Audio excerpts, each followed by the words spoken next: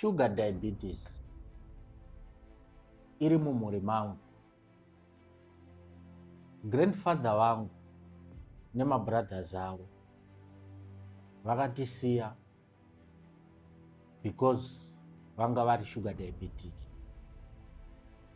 Baba vangu inini nemabrothers avo vakatisiya nenyaya yediabetes iyoyi. Vakanga vakuma 30 years. Ipapo inini ndandine 5 years. Right now, ina handina diabetes. Ndine 45 years pakuzvarwa. Asi handina kungwara. Pane machanges elifestyle andakaita.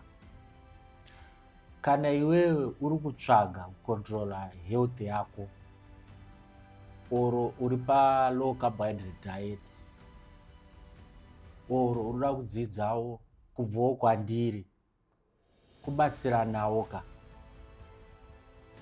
ndiri kuda kukupa matipi 4 ari general. Uchinjewo utano hwako.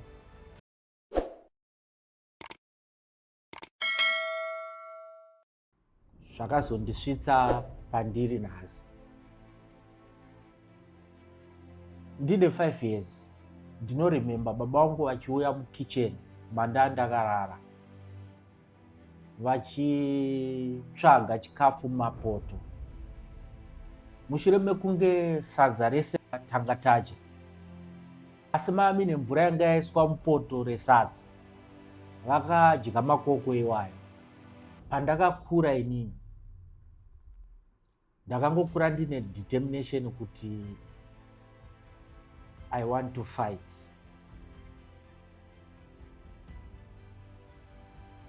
Nekukurawo kwandakazoitawo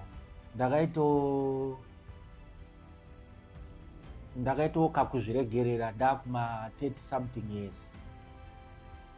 Ndokubva ndaita masymptoms kana kuti atinoti pre-diabetics.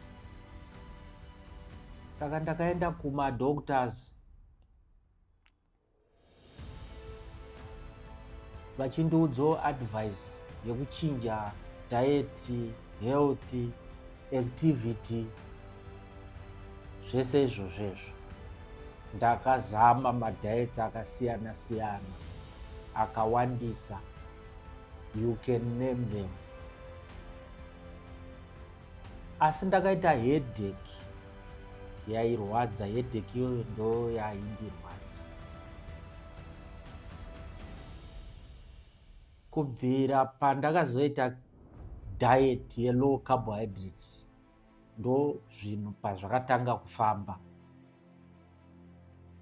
Ndakashandisa mhando dzakawanda wanda kusvikira ndakuziva kuti izvi ndo zvinoshanda, izvi hazvishandi. Ndaishandisa like for example freestyle continuous glucose monitor ndoisa apa. After some hours ndinoziva kuti chikafu ichi chiri sei, nana apple cider vinegar nezvimwewo zvakawanda wanda ndichizvibaya zvigunwe. Zvese zvindakazvitraya. Saka inini ndiri kuti information yandinayo inogona kubatsirawo vamwe out there. Stress management inoaffecta cortisol level. Don't take it personal. Zvimwe zvinhu it's above your control. Tip number 1. Tip number 2, kuva knowledge yechikafu. Knowledge is power. Dzidza kuerenga malabels. Wokwanisa kudzidzawo kuti pane hidden sugars ndepapi. kuitira kuti uite progress. Woziwo futi kunyanya wodyawo chikafu chakanyanyira kuita unprocessed kana kuti whole food, chiri rich mafats akanaka nemaproteins akanaka. Kungovewo informed. Point number 3, ito uchiwedzera uchivhura mukana panguva dzaunodya.